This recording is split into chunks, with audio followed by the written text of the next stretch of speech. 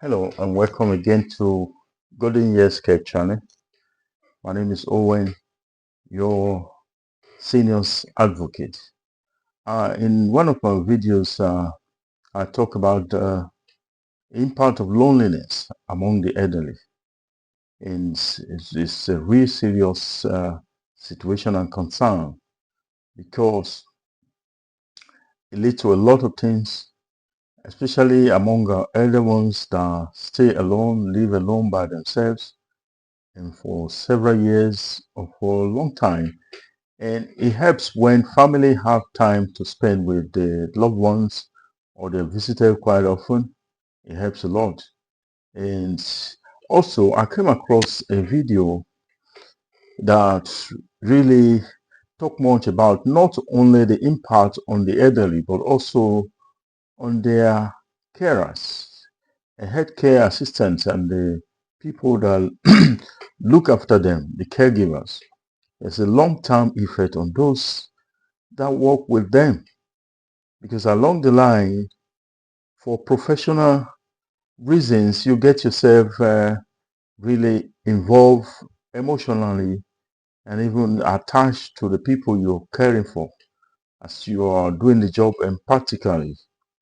This video, I want us to listen and look at it together. I want to react to this video. That's why I'm bringing it up. It's called the Loneliness Isolation Aging Matters report concerning a documentary that was done about the impact really of isolation uh, among the elderly people. Come with me as we view this together.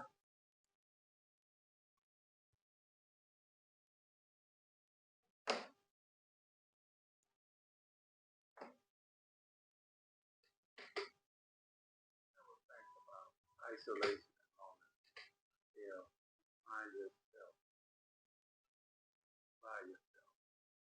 Researchers say loneliness is hazardous to physical and mental health and can even lead to early death.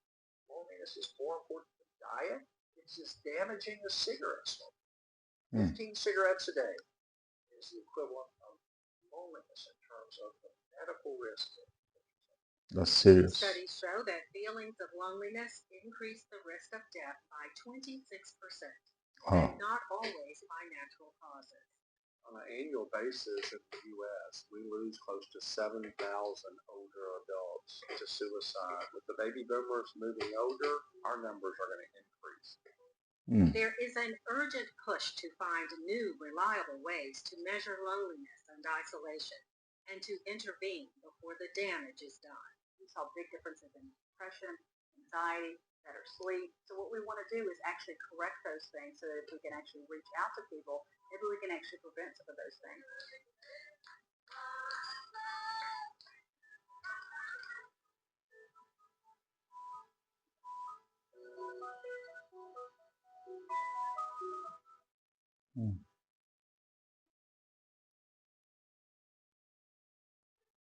Major funding for NPT report, Aging Matters, is provided by the West End Home Foundation, improving the quality of life of seniors through the support of nonprofit organizations in Middle Tennessee, the HCA Foundation, on behalf of TriStar Health, the Jeanette Travis Foundation, dedicated to improving the health and well-being of the Middle Tennessee community, and Cigna Health Spring.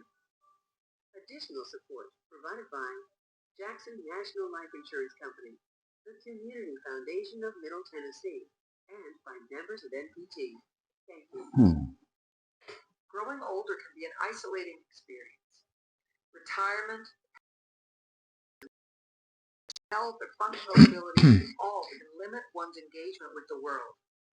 The problem is that social isolation has grave consequences for health. Studies show it can be just as bad for you as smoking and nearly twice as dangerous as obesity. Hi, I'm Kathy Mattea. The likelihood of living alone increases with age, but is living alone inevitable? Is physical isolation as bad as feeling isolated or lonely? What can we do to prevent ourselves and our loved ones from becoming withdrawn from them? As our population ages, we need to think about the kind of community we want to what it will take to create it. Join me as we explore the role of isolation and community in our health. Stay tuned.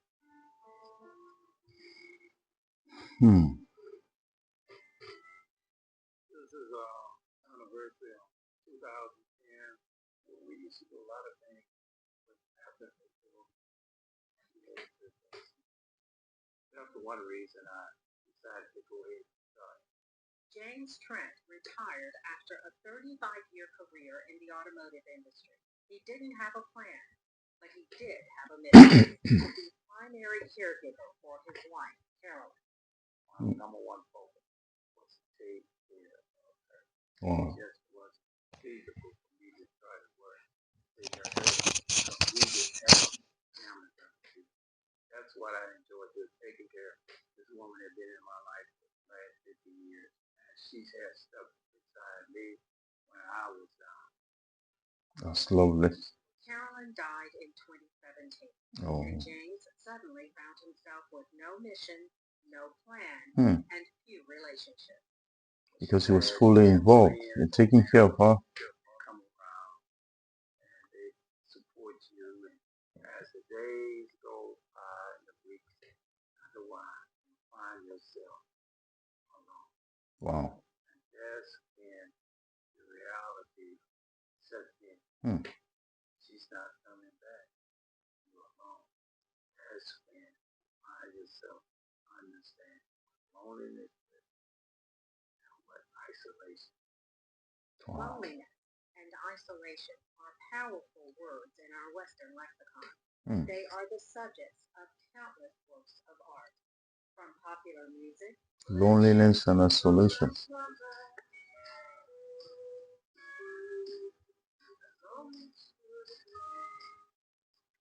to the visual, to the written and spoken. When in disgrace with fortune and men's eyes, I all alone, you weep my outcast state. Shakespeare. But isolation and loneliness are often misunderstood and misconstrued when it comes to social and clinical purposes. Experts are working to define the risk and identify the consequences. So there are two different things, loneliness and isolation. Western countries in particular have been looking at this for several decades as the older population becomes more isolated from the general population. For example, retirement. A lot of that really reduces one's social circle. Of course, the death of her spouse or family members, other friends. Of course, we have environmental factors, which may be living in remote areas or where we don't have adequate transportation or maybe disability or health issues. Loneliness is more of a subjective feeling, and it has a lot to do with a person's perceived social contacts and connections compared with what they would want and desire. So that if a person wants social contacts but doesn't really have them, that is understood as loneliness. Dr. William Petrie is professor of clinical psychiatry at Vanderbilt Medical Center. His patients are mostly older adults. While anyone at any age is at risk for loneliness, Petrie suggests we should pay extra attention to older adults. The older population is more vulnerable. There's less they can do about it. But the fact is, loneliness is a problem even in younger people. That's Simply true. put, social isolation can lead to loneliness, which can lead to health problems, both physical and mental. Isolation, loneliness, and health problems. Heart disease, you will have an increased risk of stroke, increased risk of premature death, and increases dementia. Also reduces your cognitive ability. The root cause is not simply living alone, although that can be a risk factor for social isolation and loneliness. But many older adults live by themselves, aging in place, whether by choice or circumstance. A lot of older individuals will like to. Dr. Ronald Day, professor of sociology at Middle Tennessee State University, specializes in gerontology. Studies show that while living alone might put older adults more at risk for fall-related injuries, household accidents, medical mistakes, and other safety concerns, their risk for loneliness is much more complex to determine and not simply related to living alone. Or some individuals, they may have a real small social network, but may not necessarily feel lonely. They may enjoy being and living in a remote area. A lot of people do like to live a very private kind of life. We know also that we may be isolated even though we live around people. In today's society, we have neighbors, but we don't necessarily know who those neighbors are. It's not necessarily sometimes a number of people that we have, but the meaningful relationships that we have. In other words, someone can be lonely but not isolated, or isolated but not lonely.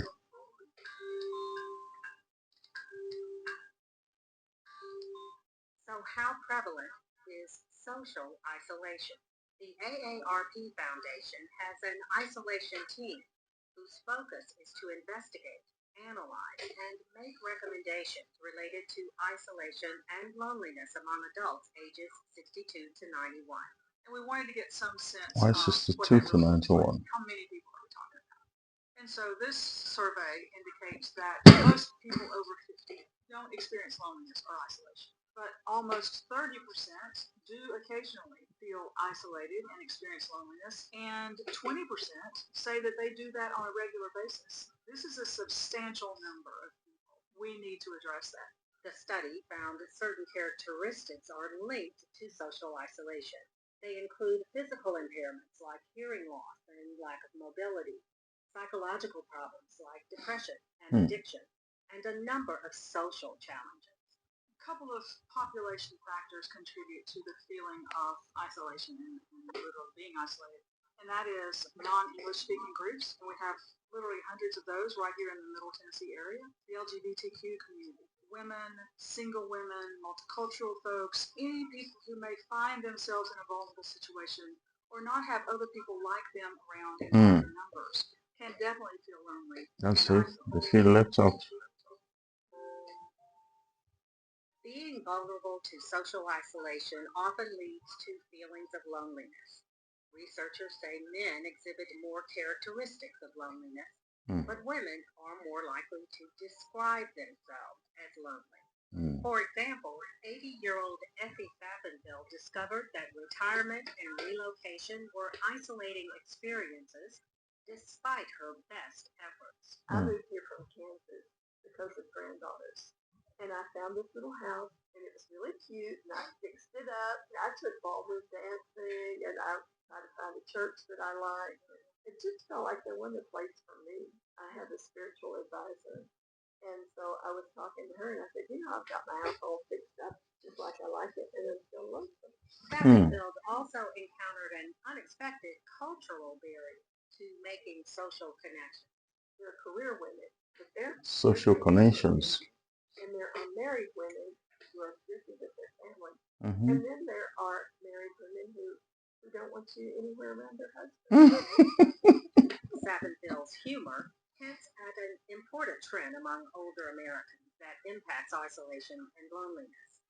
Older women outnumber older men by a ratio of 5 to 2 by age 85. Why is and that? most older men are married, but Yeah. most older women are not. Oh, I didn't know that. Living longer, they're more vulnerable to medical illnesses, which limit their ability to connect with people and ability to get about their communities. People over 85, which is the largest growing segment of our entire population. Over 85. They outlive the men. They are the ones that end up with this problem of loneliness. The link between loneliness and poor health is well established, but how it occurs is less clear. We think that there are mechanisms that operate through the endocrine and other systems. Particularly stress hormones play a factor. Cortisol, epinephrine, norepinephrine. We think that loneliness increases stress-activated feelings. And there are other inflammatory factors that have been studied. So what you've got is this subjective symptom of loneliness, which causes medical illness and death. The risk extends to those who take care of older adults, caregivers.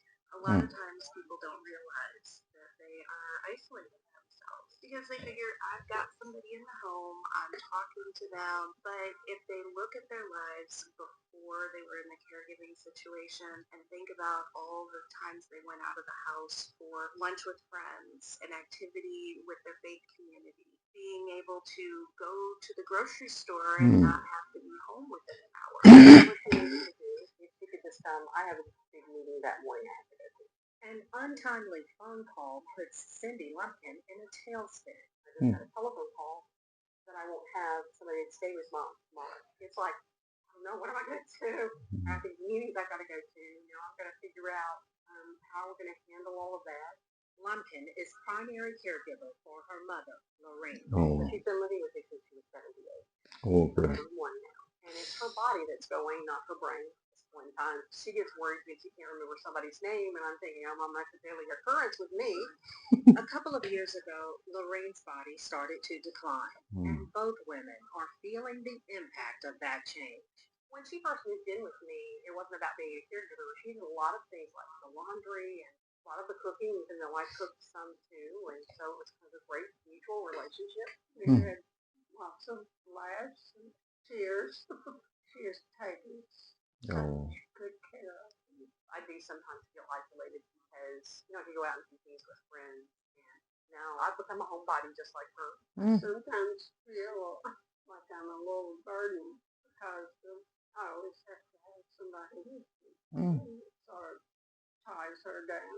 That's so touching. That caregivers can feel because they're leaving that person is the guilt. It's enormous. I get so concerned for her health. I don't think about my own. Don't sleep as well, and so therefore my body gets run down, and then I get sick. And care of her like I need to take care of her because I'm not feeling well. I have thought, well, what if something happens and I have to have surgery and I'm laid up for 2 months? Who's going to take care of either one of us?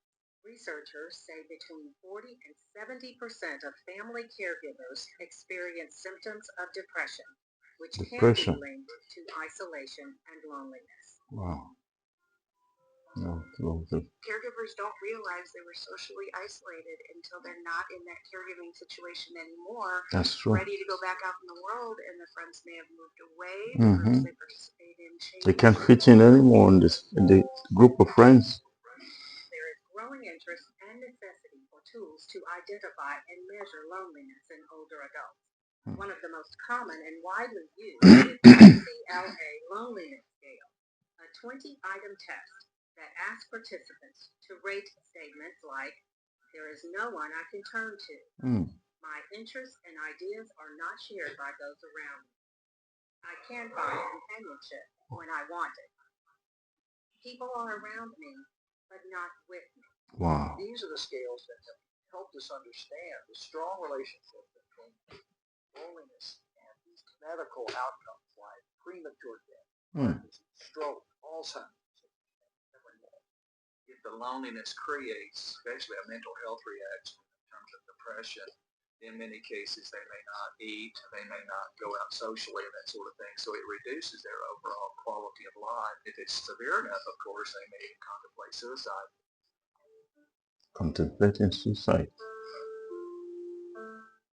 The one thing that happens when anyone passes away, when it's not a sickness or something like that, everybody asks, what happened? What happened? And I'm trying to figure out in my You have to explain. what could be so devastating that you would take your life like this.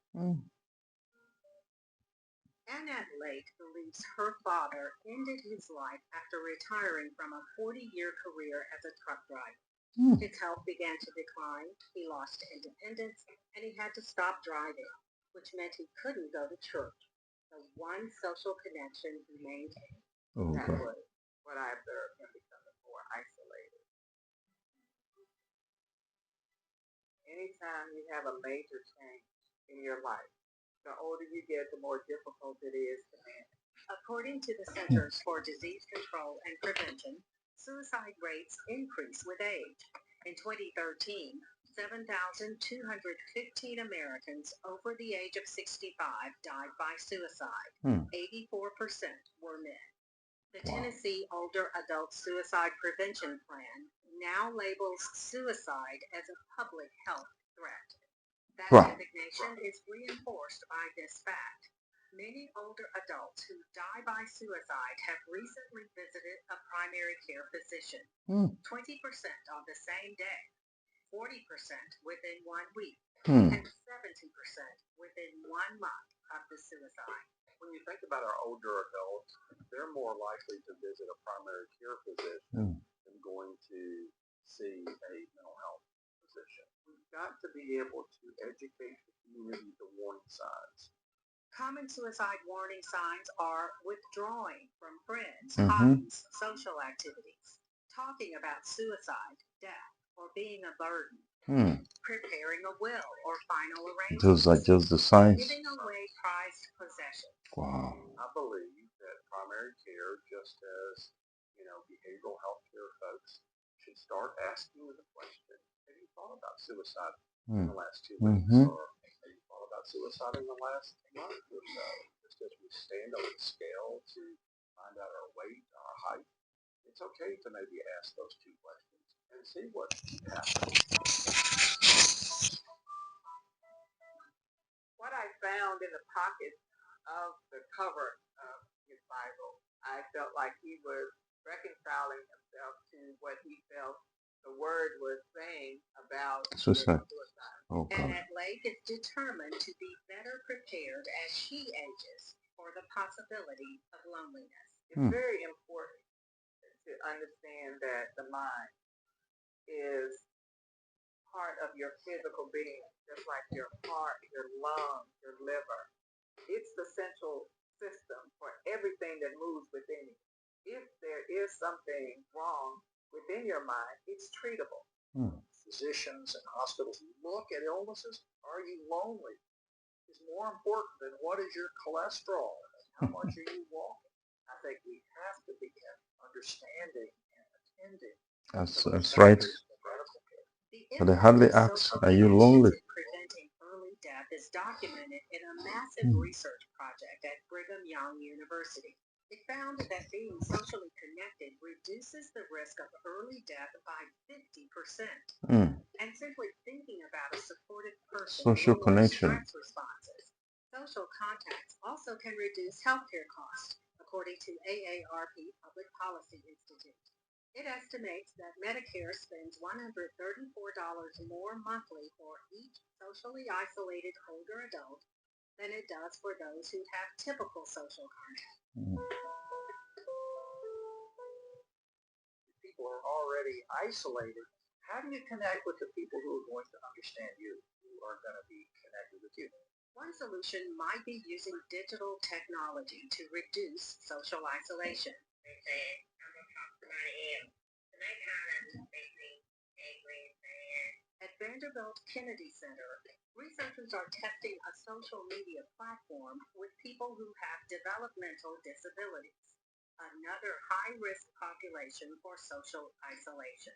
Our folks who already have a greater risk for depression, anxiety, health problems. So what we want to do is actually correct those things so that we can actually reach out to people and we can actually prevent some of those things. The other thing is parents are taking care of these kids. They don't move away. They live at home. So parents are also incredibly isolated. And I think if we can actually help get the kid more connected socially and reach out, then maybe the parents won't be so stressed. The 2-year isolation study was conducted in 10-week intervals with small groups of young adults with disabilities, helping them to learn social skills and build social youth with a connections. disability. Those de-escalation terms and techniques would probably be really helpful. Right. Early results indicate that participants are more socially engaged, and Ruth says this type of intervention could help other populations. How much can we really move the needle here? So for people who are older, I think the idea that if you could connect, and I think things like FaceTime and Skype, and we already know that for some of our older adults, if they can find those ways to connect, maybe there's not somebody face to face. A lot of our folks only have family and paid staff members as their kind of friends. If we can find them to kind of outside of that comfort zone and hook up and connect with other people, then really we could do those things. A recent study found that internet use was associated with lower levels of loneliness among residents of assisted and independent living centers, and encouraging older adults to begin using the internet to communicate with others could help to enhance social contact and decrease loneliness. you got it looking easy. Vic? The more we're learning about isolation, we are realizing that we can do something about it. And quantifiable aspects are things like, are you engaged in a social group at least once a week? Do you have more than 3 or 4 friends? Are you continuing to be active in your community? Those questions need to be asked. In the senior center? Are you staying as involved as you possibly can be? And if not, then we can change that at any point in our life.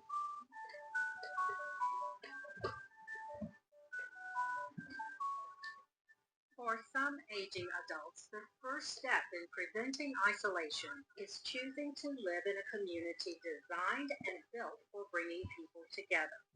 It's called co-housing, a concept based on the That's a solution, could be. Named after a town in Pennsylvania of Italian immigrants whose close-knit lifestyle resulted in lower heart disease and longer lifespans. There were 3 generations in the household. The homes were all along the sidewalk. There were big porches out front. Just highly structured for social connection.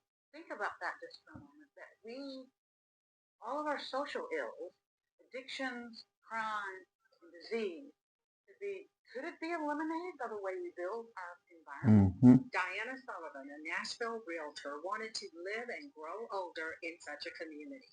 She joined with a small group of like-minded residents to create a co-housing community in Germantown, the first in Tennessee, and one of fewer than 200 in the country. Where there are 25 homes, and then the common house. That's our community really builds empathy, as opposed to a much This could just be one of the reasons why more people mostly live longer, because they live close to each other. And you don't have to come to Whereas among the uplands, returning back to the natural state. they are already isolated. Those needs are why this community attracted Effie Sabenfield. Old age isn't a problem. It's a stage of life. And I didn't have any idea that it could be as joyful as it is. I'm happier now than I've ever been. I live in a pretty house and I have a community that supports me. That's it. Friends, really, really important. Huge factor. Protection from the problems of medical illnesses with only people. Now we can hire people, but they aren't friends. I mean, that may help. They have a visiting nurse, visiting social worker, whatever. But there's nothing like a good friend who comes to see you. And so how do we create communities where friends can connect, stop by, go to the grocery store? How are you doing? How you feel? Whoever is.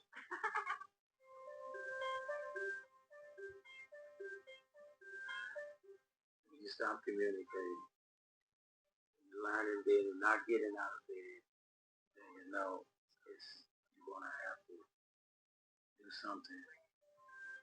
Look at the company that I keep it, all the people around there. You just don't come here to sit, You got, you interact, you move in, your activities all the time. You need some sort of outlet for yourself, both emotionally, something physically that you can do. Seeking new environments where we can meet other friends and replace the old ones is a very important part of what we're looking at in the future as people live longer. And so creating those environments where they can come and meet and experience this is very important. As Americans live longer, we will need to find new ways to mitigate the pressures of isolation that occur naturally as we age. We all have a role to play in ensuring that no one lives alone or faces loneliness without support. Community is the antidote to social isolation. That's correct. And we all benefit from a community where everyone at every age is included and valued. For more information and to see all of Nashville Public Television's Aging Matters series, visit our website at wnpt.org/aging matters. Thanks for watching. Thank you very much. That is lovely.